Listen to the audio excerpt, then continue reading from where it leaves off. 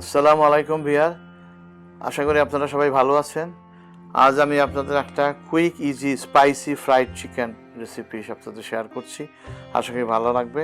আমরা একটি পাত্রে চিকেন নিবলেট নিয়েছি, তার সাথে আমরা দিয়েছি গোলমরিচের গুঁড়া মিশাইছি এবং আপনারা চিলি পাউডার দিয়েছি এবং সামান্য লবণ দিয়েছি। আপনারা স্বাদ মতো দিবেন, বেশি খেলে একটু বেশি দিতে পারেন।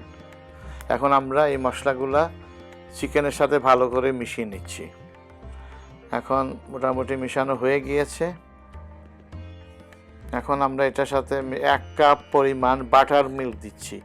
যদি আপনারা বাটার মিল্ক না পান তাইলে আপনারা দুধের সাথে সামান্য লেবুর রস মিশিয়ে এটা ব্যবহার করতে পারবেন।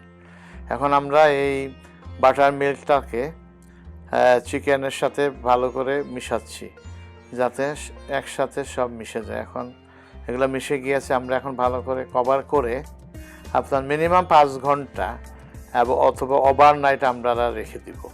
তারপরে আমরা আস্তে আস্তে এটাকে ফ্রাই করে নিব। এখন আমাদের এটা রেডি হয়ে গেছে। আমরা একটি পাত্রে মানে চিকেন ফ্রাই করার জন্য পাউডার নিলাম। যদি আপনারা এই পাউডারটা না পান তাহলে আপনারা ময়দার সাথে চিলির গুঁড়া, গোলমরিচের গুঁড়া বা লবণ দিয়ে নিতে পারেন এবং আরও কিছু স্পাইস দিতে পারেন। এখন আমরা একে একে চিকেনগুলা পাউডারের সাথে মিশিয়ে নিচ্ছি এবং ভালো করে মিশিয়ে নিচ্ছি যাতে আপনার পাউডারটা চিকেনের ভালো করে একটা কোটিংয়ের সৃষ্টি করে, একটা কভার সৃষ্টি করে। এবং একে একে এগুলো আমরা বানিয়ে একটি পাত্রে রাখছি। এখন একে একে আমরা সবটি ভাজা হচ্ছে, করা হচ্ছে, এই কোটিং করা হচ্ছে ভাজার জন্য।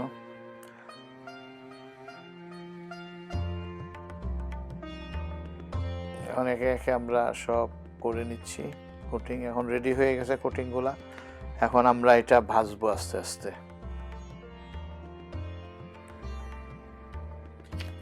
তো আমরা একটি পাত্রে তেল নিয়েছি গরম করার জন্য। তেল গরম হয়ে গেলে আমরা কোটিং করা চিকেনগুলো একে একে ছেড়ে দিব। প্রথমে একটা দিলাম,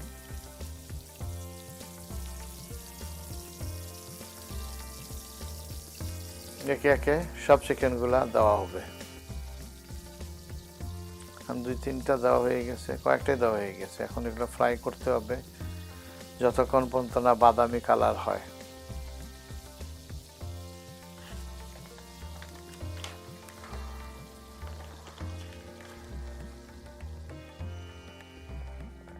এখন ভাজা হচ্ছে। এখন আস্তে আস্তে চিকেনগুলা তুলে একটা প্লেটে টিস্যু পেপার রাখা হচ্ছে যাতে অতিরিক্ত তেলগুলা টিস্যু পেপার টেনে নেয়। আশা করি আপনাদের এই রেসিপিটা ভালো লাগছে। যদি আপনাদের ভালো লাগে তাহলে লাইক করবেন, কমেন্ট করবেন, শেয়ার করবেন এবং সাবস্ক্রাইব করবেন। Sabu food and tour. Thank you.